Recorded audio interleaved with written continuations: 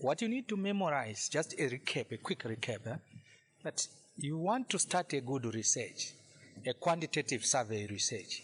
The easy approach is have a research idea, consult the literature, identify variables of interest, conceptualize your research model, then now decide on your title, research title.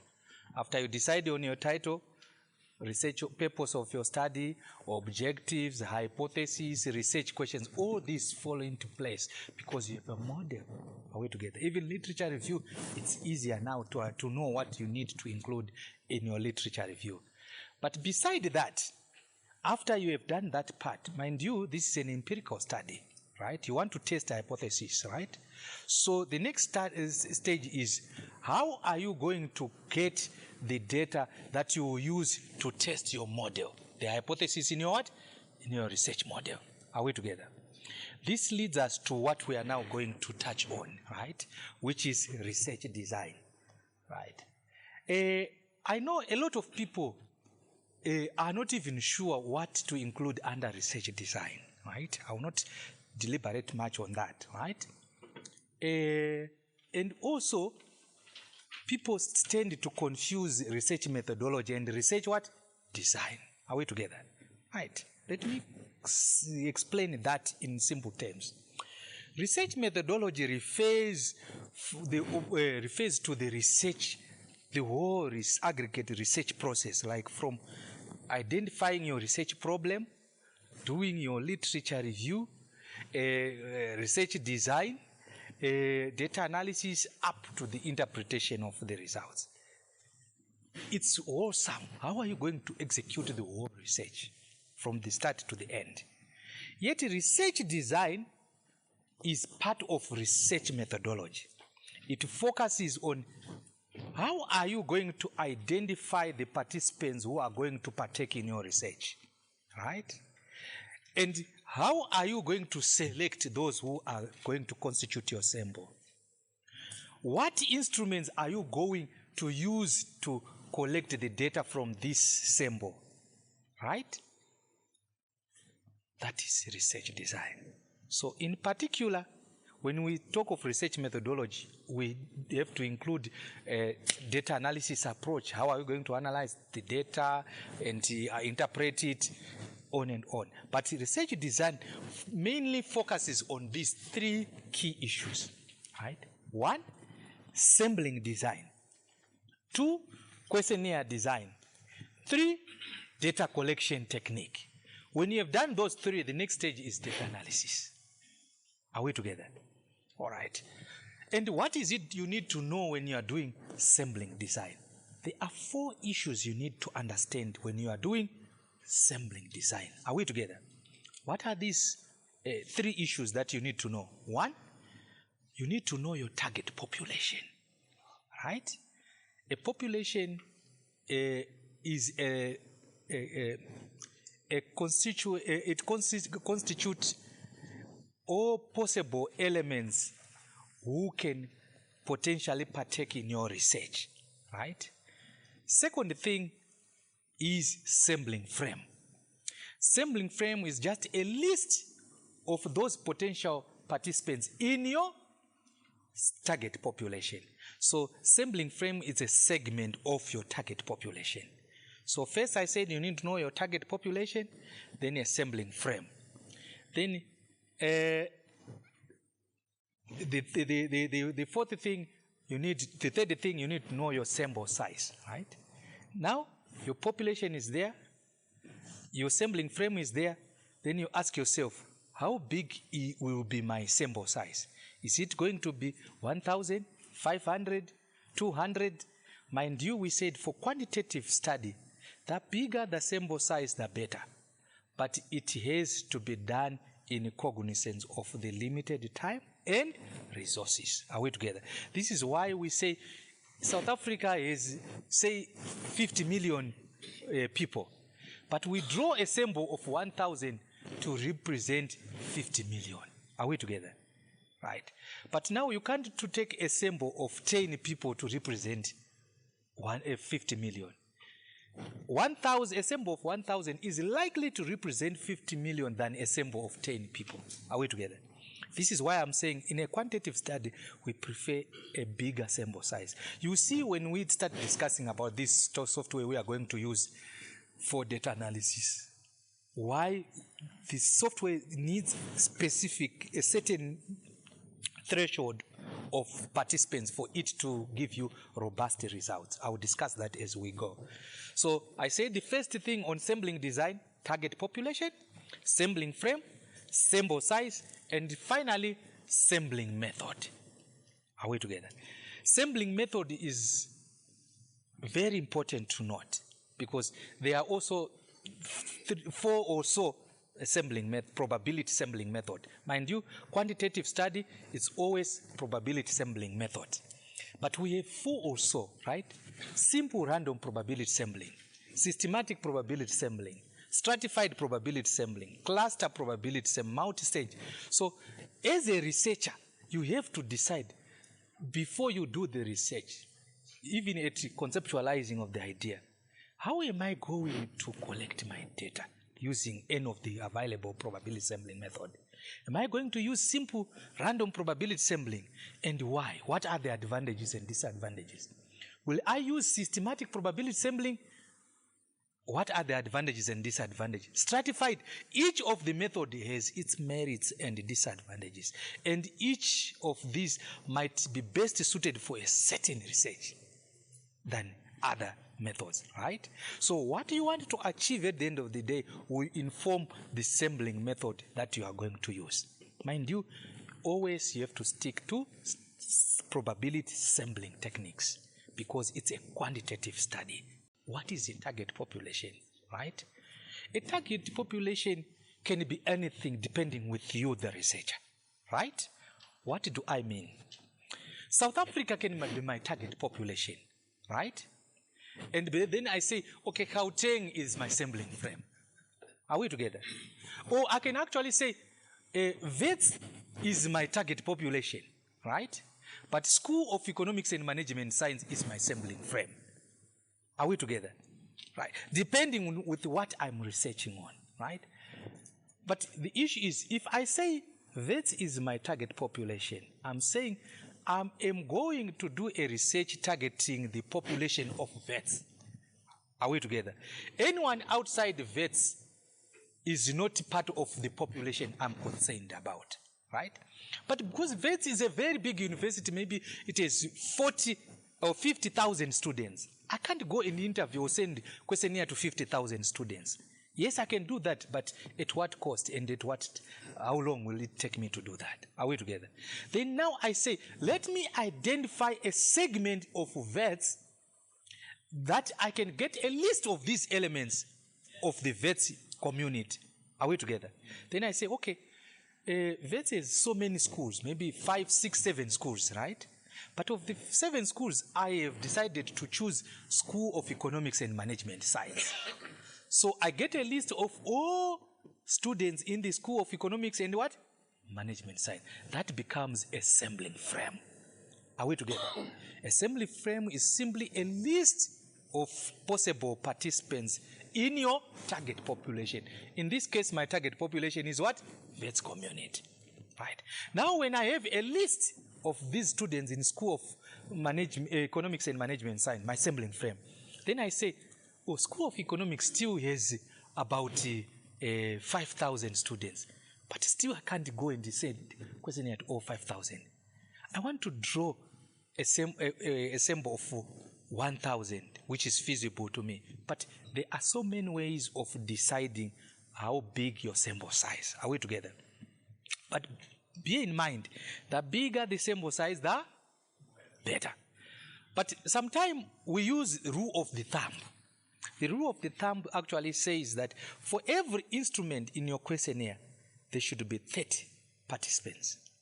So if I have 10 instruments, right, so I should look at 300 sample size. That's a rule of the thumb. But some decide, instead of using the rule of the thumb, some even say 10 for instruments. There's no straight iron jacket answer to it. Right? Right. So researchers use either the rule of the thumb or they are sometimes guided by the software they want to use. For example, Amos is sensitive to sample size. If your sample size is small, then the results that you get are not robust, are not very. In fact, sometimes it might give you results that are meaningless. Are we together? So these are ways in which you can be guided to check on how big your sample size, right? So now when you decide on your sample size, the next thing is to decide, okay, I want 500 out of School of Management. That's your sample size. But how am I going to select 500 students out of 5,000? That is where sampling method come into effect.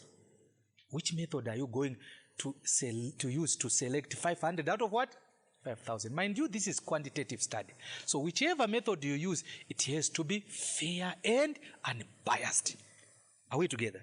So the methods that we use in quantitative study that are fair and unbiased are probability sampling methods.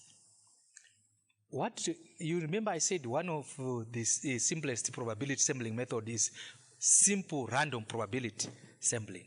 Simple random probability sampling, for example, is like the lotto, right? We all go and buy tickets for lotto here, right? Whoever gets 1 million rand has got it because of chance and luck, isn't it? You can't say, how come she got the 1 million? Is it because she is white? How come he got 1 million? Is it because he's Zulu? No, it was fair. The dice was cast and by chance he got it and I failed to get it. Are we together? So I can't say I couldn't get it because I'm a foreign. No, where is that coming from? It was fair. Are we together? This is why we prefer probability methods, because they are unbiased. And when they are unbiased, we are sure that our study is still scientific. The issue is to keep it scientific. How? Keep it objective. You might not need to know how big your population is. If you know it, it's okay, right? But somehow, if I say my population, target population in South Africa, I know from Stats SA that South Africa is 50 million. If I say my population is VETS, I know from the records that VETS has about 50,000 students, right? That's my target population. The next thing is, I now need to identify a sampling frame, which is mostly difficult, especially if you are doing a study on consumers. Sometimes it might be difficult, or you are doing it on other firms like SMEs. Are we together? How do you get a list of SMEs? Sometimes it might be difficult.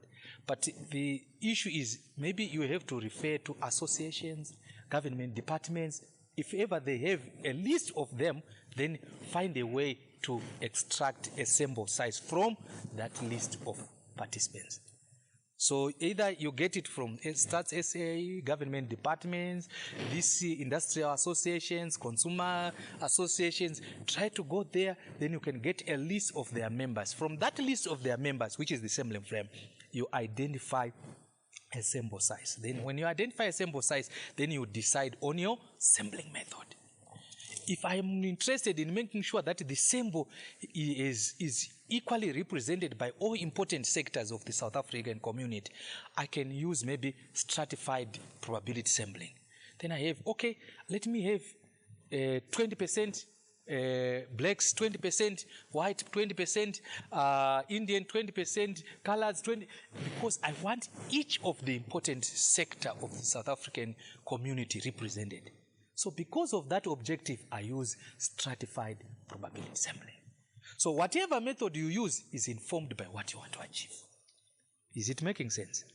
Right, but they should all be probability sampling methods. Right, let me quickly leave there. That is what we call questionnaire design. It's all about sampling design. Is it making sense? Then when we go to questionnaire design now, these are the instruments. You now have identified your sample size, the method that you are going to use to select this your sample, you know it.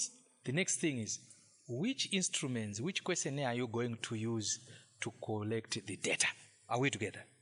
So now when you design when you are using a questionnaire, there are two approaches. One, you can design the questionnaire on your own, right? Or you can adapt the questionnaire from other researchers. Are we together? But there are pros and cons for each approach. If you design a questionnaire on your own, then you have to go the long route, right? Because this questionnaire has not been tested by anyone. So you start from what is called exploratory factor analysis, right? When you do exploratory factor analysis or EFA, it will tell you that, okay, you had 30 instruments, 30 questions, right? Then it will group that of these 30, 5 are measuring brand experience. 6 are measuring. It will group it for you. Then you name them that, okay, these questionnaires, these instruments grouped as 7, they seem to be measuring trust. Then you label them brand trust. These ones, 4 grouped together, they seem like to be measuring brand satisfaction. Then you label them that. Only after you do that, and you do this as a pilot, you start with a pilot study to test whether the questions you have designed them well. After the pilot study, then you can do exploratory factor analysis at a large scale. Are we together? That is the long way. But if you have adapted the instruments from someone, you know Chinomona has published a paper that has measured brand experience. Why invent the wheel when it is already invented? Right? So you go and adapt that instrument, panel beat it here and there to suit exactly what you are researching on. Are we together? Then in that case, you don't have to start with the exploratory factor analysis. You start from what is called confirmatory factor analysis. What you are doing here is you start by confirming whether the instruments you have adapted are still reliable and valid in your case. Is it making sense? Which is what we are going to do. We are going to start from what? Confirmatory factor analysis. From confirmatory factor analysis, we go to the next stage, which we will be doing what is called path modeling, right? Where we'll be testing our hypothesis, then we get our results and we try to interpret them. All right. That is so far with the questionnaire design. So there are 3 important issues you need to know when you adapt a questionnaire. 1, you need to acknowledge the source. If it is brand experience, which source did you get the instruments? Oh, it's Chinomona 2013. All right, fine. Again, how many instruments did he use to measure brand experience? Right? Because you might find that I use 5 instruments to measure brand experience. Then Prof used 7 to measure still brand experience. Are we together? So you have to state that I have adapted my instruments from Chinomona 2013, who used 5 instruments to measure brand experience. Are we together? Then the third thing is, which scale was used to measure the instruments, right, to design the instrument? Were they measured on a 5-point Likert scale, 7-point Likert scale, 11-point Likert scale? When we talk of Likert scale points, we are talking of those anchors, like if it is a 5-point Likert scale, we are saying 1 can be standing for strongly disagree. Are we together? 2 standing for disagree. 3 maybe neutral or moderately agree. 4 agree. 5 strongly agree. Are we together? So now when I ask the question that I can do everything to please my boyfriend or girlfriend, then you say strongly agree. You don't write strongly agree. You just put tick 5. Are we together? So 5 will be the point on the Likert scale standing for strongly agree. So you will see in our data set, I don't put strongly agree or disagree. I'll just be putting some numbers. 1, 2, 3. So each number is anchored on a certain indicator, like strongly agree, strongly disagree, neutral, or moderately agree, or agree, strongly agree. Are we together? Those are the numbers that I'll be indicating. And in my softwares, SPSS, when I code the data and indicate in SPSS, I'll be actually what we call assigning values. I'll assign value in the software that wherever there is a 1, it's signifying this. Wherever there is a 5, it's standing for this. Are we together? That's another class, and it's not part of today's class. All right, so that's questionnaire design. Then data collection technique. How do you collect the data? There are several ways. You can collect the data through personal distribution. You can collect the data through postal mails, right? You can also do emailing. You can do online survey, like using monkey survey, right? There are so many ways. But each of the method you use to collect the data has its advantages and disadvantages.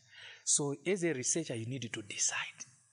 For example, you say, I'm going to send my questionnaire by emails. But not, when you send by emails, you have to put an envelope and a stamp. Are we together? How costly will that be to you, right? And besides, you send it to me. I have always been wanting to write my mother a letter, and I was failing to go and get a stamp. All of a sudden, you send me an envelope with a stamp. Do you think I will start replying to you, or I'll first write to my mother and say I will replace, which I may never do? Are we together? So these are the pros and cons of the methods that you use to collect data. Bear in mind, what are the advantages and disadvantages, right? If you say, I want to use a monkey survey, what are the checks and balances that are in place to make sure that you don't have one person ticking for 100 people? Are we together? Right? It can have inbuilt system where when you tick, or you fill in the form using a certain computer, they need to pick that, yes, this computer has been used to answer this. So if you try to answer a second question, you need to say no. Are we together? But then still, the disadvantages, if you go to another computer, it might not pick that it's the same person. So these are the disadvantages also. Are we together? So you have to weigh the pros and cons for each method, each technique you use to collect data when you are doing a quantitative study. All right. If that is done, let's quickly proceed. Okay, these are the notes I have been explaining. Right. The data analysis approach, which is what we are going to do now. Right, let me quickly go through. I'll spend 5 minutes, then we actually go to a slide where we are going to do structural equation model. You know, when we do a survey research and I'm doing personal distribution, I may feel that, hey, having 1,000, it's difficult for one person. I recruit some research assistants. I train them on the objective of the research and explain these instruments that I'm using to collect the data, so that when they get into the field and somebody doesn't understand the question, then they can ask, then the assistant can explain what the instrument is asking. They should be trained in a way that they should not give leading statements, right? They only have to explain what is asked. It's up to the respondent to respond the way he or she sees fit.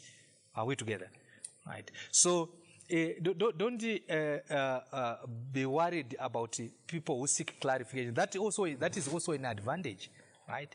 That if you send by email or even by post, the person might not clarify some words that he or she doesn't understand. This is why sometimes for any research, when you do an instrument, understand your audience, respondents. If you are sending it to a rural community and the questionnaire is in English, what are the prospects that they can all understand the words used in the instruments? So in that case, you might need to translate the questionnaire to a language that the respondents can easily understand, right? This is very important, a very important issue raised by him, because if the instrument is not good enough to give you what you want to get, then it will lack what is called the validity. We are going to get to that. Right. Before we test our hypothesis, we have to check whether our instruments are reliable and valid. If the instrument do not pass that stage, throw away the data. We can't proceed. We can't test the data, the hypothesis. So every stage that you do, every stage of a quantitative research should be done up to should be scientific. Otherwise, if one stage fails, then you waste your time doing other stages. Right, okay, if your answer is fine. So your data you've collected, the next thing you want to analyze your data. Under data analysis, you need to know about 3 issues that you need to know. First, which approach are you going to use to analyze your data, right? Are you going to use a regression analysis? Are you going to use structural equation modeling? etc, etc, right? Next thing, which softwares are you going to use for any of these approaches? Mind you, one approach can have 2, 3, 4 softwares doing the same job. Each software has its advantages and disadvantages, right? So which one are you going to choose? You need to know all this before you do the research. A researcher should start to think through the whole research. The moment you have a research idea, try to think through. You are not writing anything, but you are thinking through. Because a lot of students think of a good idea and start doing the research, writing and that, only to find when they are collecting data that, where am I going to collect data, this data? I can't collect it from the employees because it is asking about the management, some of the questions. So you are confused. So when you design a questionnaire, when you think of an idea, think from whose perspective am I going to save this questionnaire or answer my research, right? Because you can't have one questionnaire being answered by management and the employees mixed like that. No, you have to decide. This is an employee perspective, a management perspective. So you know the questionnaire is designed to be saved too, unless if there are 2 separate studies you are doing for employees, but you cannot mix the questions that you see, okay, employees will tick what represent them, then no, you don't do it like that, right? So think through the whole research when you are conceptualizing an idea, all right? So after you decide on the software, you need to know also the procedure. What am I going to do when I have the data, right? You have to know it. And when you do your proposal, you are showing the reader, the supervisor, that you know where the beginning to the end, the alpha and the omega. You need to show that. When I see evidence of that, then I can say, this student is ready to do the master's thesis. This student is ready to do the PhD thesis because I see evidence. You have to know where you are coming from and where you are going. Is it making sense? All right. So when you tell us the procedure, the next thing, we are waiting for you to do it as you have indicated. Are we together? So now I'm going to start explaining data analysis. Of course, on the procedure, these are the stages, okay? What is the approach you are going to use? Is it regression and structural equation modeling? In our case, we are going to use structural equation modeling, right? The software, right, there are several softwares. As you can see, SPSS, Lizrael, Amos, all these 3 can be used to measure, these 3 can be used to do structural equation modeling. But you have to choose which one. Each of them has its strengths and weaknesses. I will discuss that in the next presentation on data analysis, right? Then the procedure, right? In most cases, when you get your data, you first code it in Excel. Then we take it import it from Excel to SPSS. When it is in SPSS, that's when we do our labeling of the data, our assigning of values, name it. Right? And when it is in SPSS, then we can now start doing our descriptive stats. And after we have done descriptive stats, if we are doing structural equation modeling, then now we say, let's import our SPSS data into Amos, which is what we are going to do. After we put it into Amos, then we start testing the hypothesis, the causal relationship between the research variables, which is also what we are going to do today. Is it making sense? All right. If that is done and if there is no questions, then we can proceed.